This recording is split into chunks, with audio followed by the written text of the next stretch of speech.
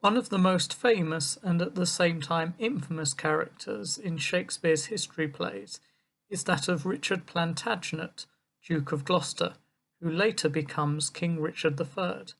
He's also my favourite character in the whole of Shakespeare. He is traditionally depicted as a hunchback with a withered arm.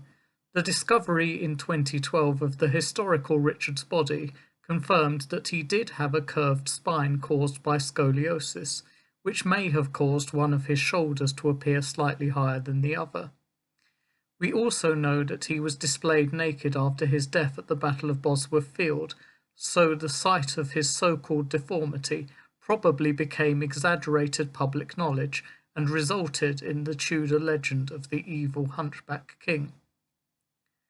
Shakespeare's version of Richard Plantagenet first appears in the final act of the history play now known as Henry VI Part 2, in which he is depicted as fighting at the First Battle of St Albans in 1455.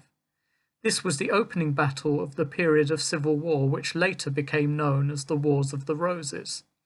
The wars broke out over the rival claims to the English throne of the reigning King Henry VI, who represented the House of Lancaster, and his cousin Richard, Duke of York, who arguably had a superior claim to the throne, as he was descended from members of the Mortimer family, whose claims had been passed over when Henry VI's grandfather, Henry Bolingbroke, had forced the abdication of Richard II and taken the throne for himself as King Henry IV. The younger Richard is the Duke of York's youngest son, and he first appears alongside his father and his eldest brother Edward, Earl of March. Historically, this is the first of many inaccuracies, as Richard would have been only 2 years old at the time. In the battle scenes, Richard is shown to kill the Duke of Somerset, who is one of the main protagonists of the play. This may have been a deliberate choice, as Somerset was also a relative of Margaret Beaufort, the mother of Henry Tudor, who would eventually defeat Richard and take the throne as Henry VII. The next history play in this sequence, Henry VI Part 3, sees the Duke of York and his sons and supporters force his embattled cousin King Henry to agree that York and his heirs should be named next in line to the succession of the throne of England instead of Henry's own son Edward, Prince of Wales. Henry's fiery queen, Margaret of Anjou, is furious at learning that her only son has been disinherited and seeks revenge on the Yorkists. She is aided by Baron Clifford, who is also seeking revenge against the Duke of York, who killed his father at St Albans. The play subsequently depicts the murders of both the Duke of York and his second son, Edmund, Earl of Rutland, who is portrayed as if he were the youngest member of the family rather than Richard. The surviving sons of York, Edward, George and Richard, alongside their cousins, the Earl of Warwick and the Marquis of Montague, swear revenge after seeing the Duke of York's head placed on the gates of the city of York. That vengeance duly arrives at the Battle of Towton, famously recorded as the bloodiest battle to take place on English soil in March 1461. King Henry is depicted encountering both a father who has killed his own son and a son who has killed his own father, in each case because they found themselves fighting on opposing sides. Historically, by this stage, Richard was only 8 years old, and neither he nor his 11-year-old brother George were present at the real battle. However, Shakespeare's Richard is given the opportunity to avenge his father's death and kill the butcher Clifford. In the aftermath of this decisive battle, King Henry flees to Scotland, and Edward takes the throne as King Edward IV. George and Richard immediately find themselves first and second in line to the throne, and their status is recognised with the bestowing of the titles of Duke of Clarence to George and Duke of Gloucester to Richard. Soon after, Edward is confronted with a petition from Lady Elizabeth Grey, a widow to a landowner who was killed at Towton fighting for the House of Lancaster. Lady Grey is perhaps better known to historians by her maiden name of Elizabeth Woodville. She has recently become best known in popular culture as the White Queen. It is clear that Edward is very taken with the widow, and he instructs his courtiers to use her honourably. It is at this stage that Richard emerges from the shadows with his first major soliloquy, in which the extent of his true ambitions becomes apparent.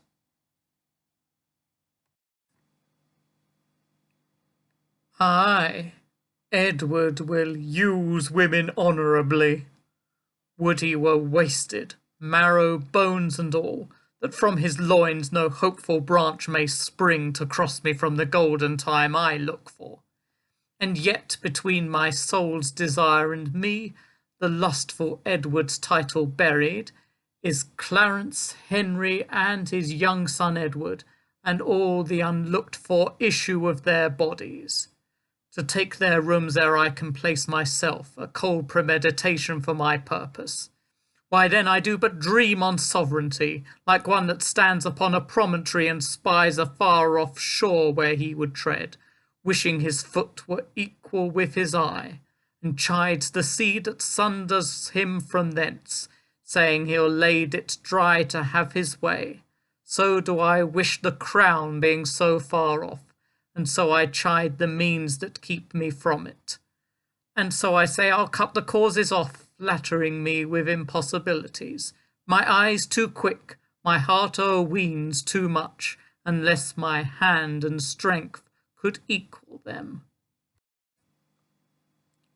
Well, say there is no kingdom then for Richard. What other pleasure can the world afford? I'll make my heaven in a lady's lap, and deck my body in gay ornaments, and witch sweet ladies with my words and looks. O miserable thought, and more unlikely than to accomplish 20 golden crowns!